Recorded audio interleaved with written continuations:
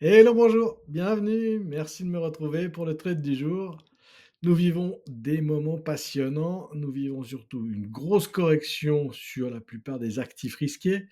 Et aujourd'hui, je vous propose de passer en revue quelques analyses et quelques idées de trade sur le gold, le pétrole, sur Tesla, on va essayer encore une fois, et sur AMD. Allez, on part directement sur les graphiques. On commence par Tesla, Tesla qui a fortement corrigé. Et là, je vais partager avec vous la façon dont j'évalue le potentiel de rebond, parce qu'on parle de potentiel de rebond, puisqu'on a eu une vente importante de tous les actifs. Et actuellement, ce que je regarde, c'est surtout sur un graphique weekly. Je vais rechercher le RSI en weekly. Je prends Tesla, j'aime bien voir un RSI très bas, j'aime bien voir la bande de Bollinger qui a été testée. En daily, on est complètement survendu. On a dépassé les bandes de Bollinger, mais on a également dépassé et rebondi sur le canal de Kettner en 3 ATR.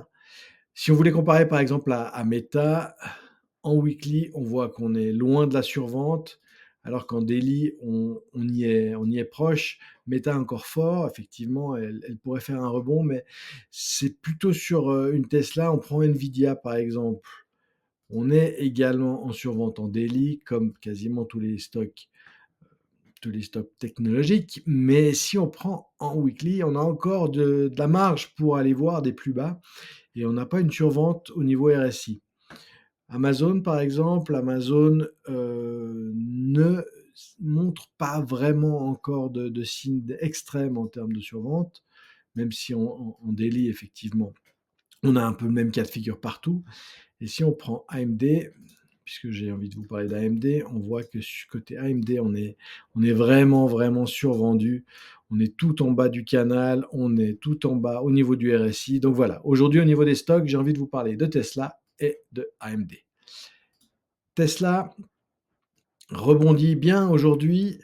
Voyons sur la chaîne d'options, puisque la chaîne d'options et ces stratégies que je vous propose nous permettent d'avoir une certaine marge.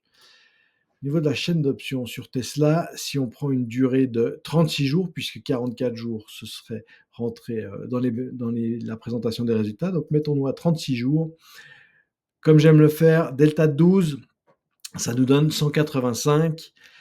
On encaisse environ 100 dollars de prime pour une perte maximum de 890-900 dollars d'exposition.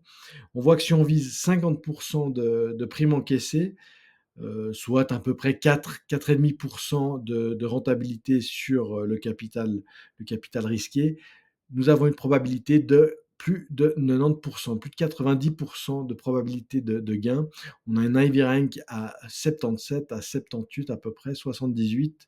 Donc 185 sur le chart, ça nous donne des niveaux ici qui sont pas si éloignés, mais qui nous donne tout de même une marge confortable, surtout si on part du principe que la grosse purge a été faite. Ça, c'est encore la question. Est-ce que la grosse purge a été faite? Si vous pensez que Tesla a une probabilité de rebond importante, ou en tout cas une probabilité de frein dans sa chute, ça peut être une opportunité intéressante. La deuxième opportunité au niveau des stocks, c'est AMD. AMD a été vraiment malmené, mais depuis plus longtemps, on est vraiment en survente, même en weekly. Et si on prend la chaîne d'options sur AMD, ça nous pousse à 44 jours avant les prochains earnings. 44 jours si on prend au niveau d'un delta de 16, 10. On voit qu'on a moins le choix. AMD est une action en dessous de 100 dollars, donc au niveau des options, c'est un petit peu moins intéressant. Mais avec un delta de 16, avec un écart pour à peu près 900 dollars également, on encaisse comme sur Tesla 100 dollars de prime. 50 dollars, enfin 50% nous permettrait d'avoir une probabilité de réussite de 92%. Donc on est à peu près dans les mêmes zones de probabilité que Tesla, avec la même exposition. Par contre, l'Ivy Rank est plus faible, à 42.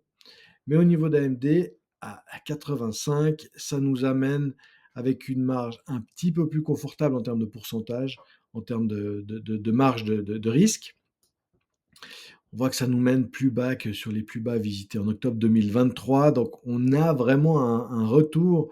On a vraiment, annulé une très forte, proportion de la hausse de ces 2 dernières années, en tout cas de la hausse de ce bull market récent. Donc AMD me semble également une opportunité intéressante, toujours à savoir qu'on risque au maximum, le montant que nous sommes prêts à risquer avec le spread. Ensuite, passons sur le gold. Donc le gold, si vous m'avez suivi la semaine passée, vous avez réussi à sortir avec 50 de gains. Si on prend le résultat, il est ici, 50 de gains, ça faisait du 4 en 5 jours. C'était intéressant. J'avais proposé sur 2 échéances, une échéance à 21 jours, une échéance à 50 jours. Les 2 ont eu le même rythme d'encaissement de primes. Donc que vous ayez pris la longue durée ou la courte durée, le résultat était le même et la durée était la même. Donc c'est intéressant de voir comment ça réagit en termes de durée. On avait vraiment une, une consolidation de l'or qui a permis, aux primes d'options de fondre assez rapidement. Prenons le chart de l'or, puisque là, j'ai envie de vous proposer un Iron Condor. C'est vrai qu'on a une configuration technique en daily qui est intéressante. On est sur la moyenne mobile des 21 jours. On hésite depuis quelques séances, vraisemblablement que l'or va prendre une direction prochaine. En weekly, par contre, j'aime bien le voir également sur une moyenne mobile des 21 jours. Là, on en est un peu loin. Mais sur la chaîne d'options, nous avons des possibilités intéressantes. En se mettant à 43 jours, un delta de 12, ça nous amène à 2760 en bas et ça nous amène en haut à 2155. 2155, c'est le niveau à ne pas dépasser contre en haut. On encaisse 200 dollars à peu près, 190, 200 dollars. Il faut voir avec le slippage. Je pense qu'aux alentours de 180, 185, l'opération doit actuellement se faire facilement. Les spreads sont serrés des deux côtés.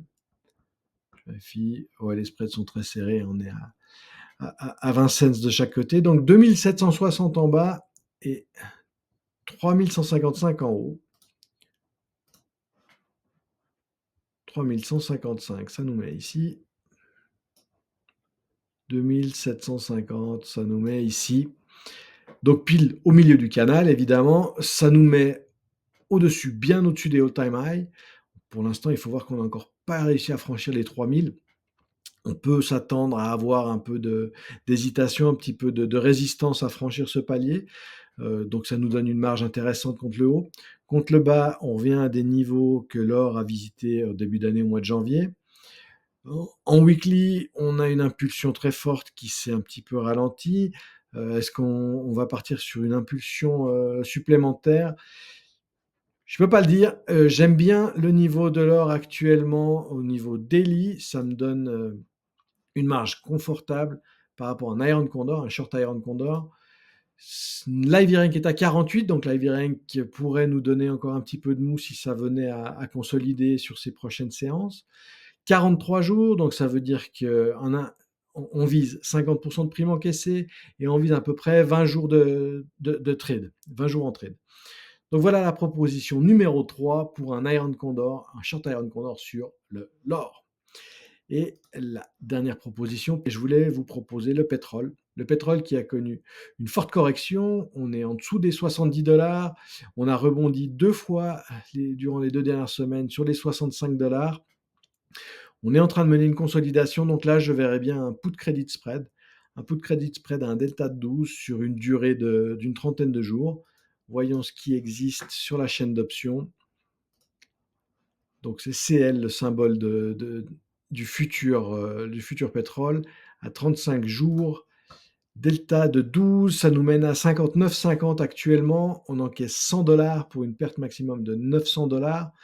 Donc un petit peu moins de 10% si on reste pendant toute la durée du trade.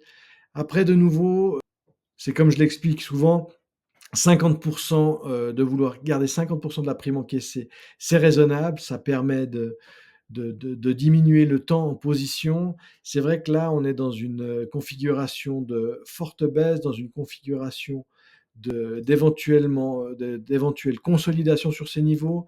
59,50, ça nous donne quand même une marge supplémentaire pour une baisse encore plus importante, ce qui n'est pas exclu. Mais le pétrole, s'il venait à rebondir, pourrait facilement nous payer 50% de prime. Et s'il venait à rebondir et consolider dans les prochaines semaines un peu plus haut, les 100% de la prime pourraient être conservés. C'est pour ça qu'on va regarder une fois que 50% de la prime est encaissée, voir où se trouve le prix du sous-jacent par rapport à notre strike, voir également à 20 jours avant 15 jours avant la clôture de l'échéance de l'option, ce qui nous amènerait en territoire délicat si le prix devait rester dans des zones proches de notre strike. Donc, c'est une position que je vous propose de prendre et d'aviser d'ici 2 semaines, 2 semaines et demie. Voilà mes propositions pour le jour. On fait peut-être un petit tour sur les opérations clôturées et sur les opérations stoppées depuis qu'on s'est vu. J'ai été stoppé sur Amazon, j'ai été stoppé sur le Russell. Ce qui est intéressant de voir, c'est qu'on risque à peu près entre 800 et 1000 dollars au maximum. Mais lorsqu'on est stoppé, la perte se tourne plutôt aux alentours de 2 à 500 dollars. Donc, c'est bien la preuve que pour être stoppé au maximum de pertes, il faut soit vraiment une grosse chute très rapide, soit il faut être proche des prix en clôture, proche de l'échéance de l'option. Ce qui s'est passé, évidemment, c'est qu'avec la correction de ces 2 dernières semaines, les opérations que j'avais prises juste avant ont été malmenées. On s'y attend, hein, c'est comme ça que ça fonctionne. On est plutôt bullish, on est plutôt haussier sur nos stratégies. Et même une stratégie neutre, par exemple sur Tesla, d'il y a 2 semaines, a été également stoppée. Et on voit que malgré la vente du call credit spread, la perte a quand même été de 290 dollars. Donc, j'ai fait une petite moyenne. Au niveau des pertes, la perte moyenne est d'environ 300 dollars. Le gain moyen est d'environ 128 dollars. Et si on prend les trades gagnants, sont de 76% depuis que j'ai commencé la chaîne.